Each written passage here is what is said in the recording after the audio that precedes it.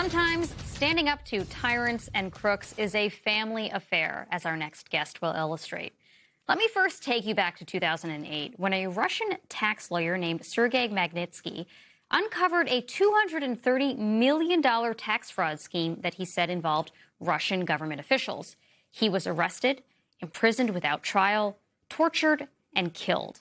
The man who had originally hired Magnitsky, an investor named Bill Browder, began seeking sanctions for the Russian officials responsible. He persuaded the U.S. Congress to pass the Magnitsky Act in 2012, which allowed for targeted sanctions against human rights abusers.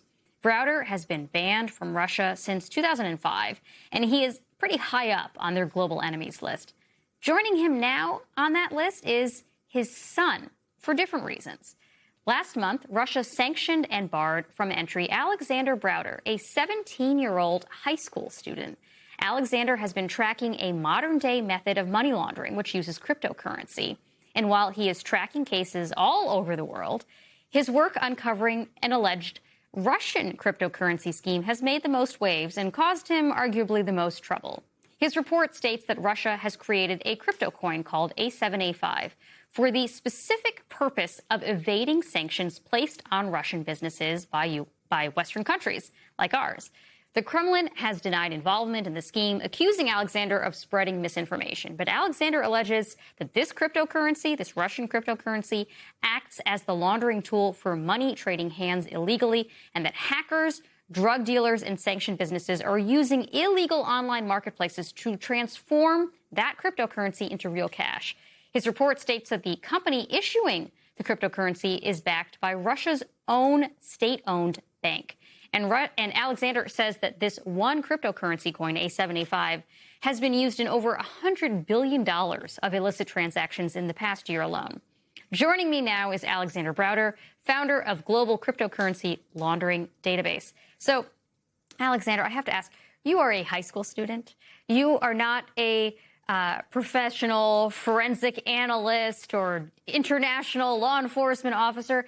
How did you develop this database, this like hobby, if nothing else, as a high school student? Yeah, so I think I'm relatively young, and so I understand this cryptocurrency space. But what I've figured out is that most people have no idea about how this works. And even more seriously, most senior politicians have no idea what cryptocurrency is, have no idea what cryptocurrency laundering is. And so when you have lots of these bad actors which are moving billions of dollars through cryptocurrency, it's a case of asymmetric information. And so it requires someone young like me to take it on and trying to expose it. Well, that's very humble of you. There are a lot of high school students who did not develop this, who are also young like you.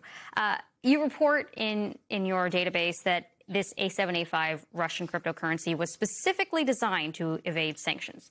How did you figure that out?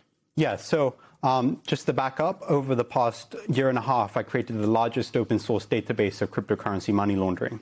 And what's really notable here is that most bad actors are using cryptocurrency, which is already available, which are on major exchanges and stuff. But Russia has gone so far as to set up their own stablecoin for sanctions evasion. And so, but because it's their own platform, they can use it however they like. And this stablecoin has been sanctioned throughout the globe. It's been sanctioned here in the US, in the UK, in the EU, in Australia, and many other countries. And so the way it's been able to continue to function is that it's got enablers who are allowing it to move billions of dollars constantly, yearly. And so what I've discovered is that there are enablers within the state of Kyrgyzstan. Many of the illicit exchanges which allow the stablecoin to be converted into cash are registered in Kyrgyzstan. This includes US-sanctioned cryptocurrency exchange called Mir, US-sanctioned cryptocurrency exchange called Grinex, and even the issuer of the stablecoin, something called Old Vector, which is also US-sanctioned. And more egregiously, I think, there's been reports that the mastermind behind the scheme, a convicted Moldovan fraudster, gifted the Kyrgyz president a luxury jet. So it's become a major-scale corruption issue. And 2 months ago, on the back of my work, 26 senior UK MPs and lords wrote to the UK Foreign Secretary urging sanctions on this enablers of the stablecoin. 3 weeks ago, the government responded by sanctioning many of these enablers, and then full circle, I myself was sanctioned. It's unprecedented. Yeah, it's crazy. So how did you find out that you were being sanctioned by the Russian government? Yeah, so it's a funny story. I'm still in high school, and so I was sat at the back of my economics class. I opened up my laptop, and I saw a Reuters headline stating that I myself was sanctioned. So how incredible is that? It's unprecedented. I'm the first high schooler in history to ever be sanctioned by an authoritarian regime for exposing corruption. And so were you proud when you found this out? Were you afraid? What was your reaction? So I think it's obviously a bit of a shock to find out that you've been sanctioned, but I'm wearing it as a badge of honor, because if the Kremlin feels they need to sanction a 17-year-old for doing this big expose, that they must be using it heavily, and they're afraid of what other people may see when this gets into the public eye. And so I really, this is emboldening me further to continue on this journey of exposing Russian cryptocurrency laundering.